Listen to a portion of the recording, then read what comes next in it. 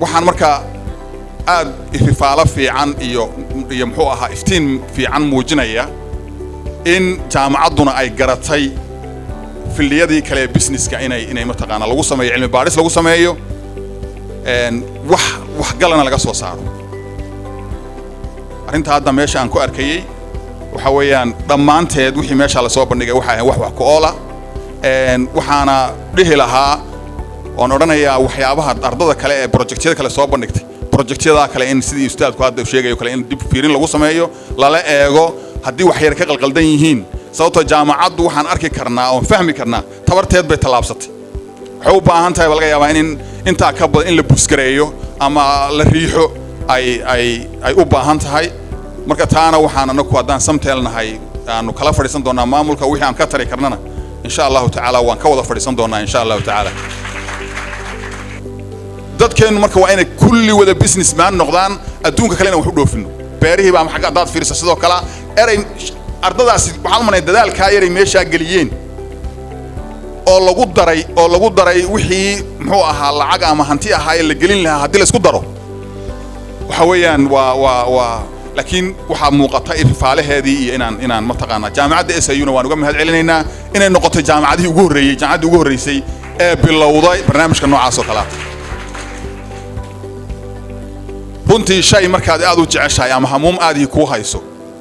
erayadeeda inaad qiyaasto ama cabirtaa way kugu yaradkaanaysaa maanta waxaan ku cabiri karo erayga waxaan meesha ku arkay runtii xaadayda 10 jeer bay jiriyac isku taagtay marka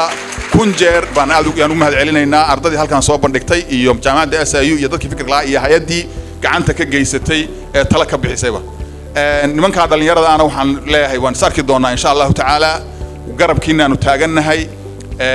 shirkaduhuna waxaan ku dhiirigelinayaa dadkeena waxa la yiraahdaa biyo sacabadaada looga dhargaay wadan walba dadkiisa dhisa dadkiisa hagaajiya inaynu gacmaha isqabsano oo aynu hadii ilaahay idinkeeda leeyahay dadkeena tiknoolajiyad iyo wax soo saar inaan barno marka insha Allah taala hadalka waan dheereeyay aad baan u jeclaan lahaa inaan sii faahfaahiyo sii wado laakiin waxaan leeyahay anigu wuxuu ahaa baalkan la yiraahdo waraabaha iyo libaaxu marka is helaan oo reer agti isku helaan libaaxu ruwaagu wuxuu isxijiyaa inuu reerka kamid yahay adigoo libaax ku soo weeraray ruwaadu ku ag joogo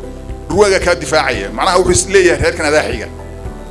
marka anagu markaan halkan joogno SIU baan leeyahay family baan ka tirsanahay FIU baan ahay marka insha Allah taala waan isxijinayaa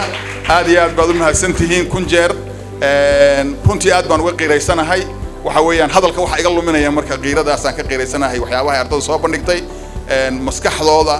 iyo muxuu ahaa murqi ay galiyeen ba Allah u barakeeyaan leeyahay ardada halka ka sii wada waan garab taaganahay sashinna kale oo gaara oo waxaan ku sifaaqideen inaan wada qaadan doonaa hadii la yiraahdo haddaan nahay samtel management-iga samtel haddaan nahay. Assalaamu calaykum waraxmatullaahi wabarakaatuh.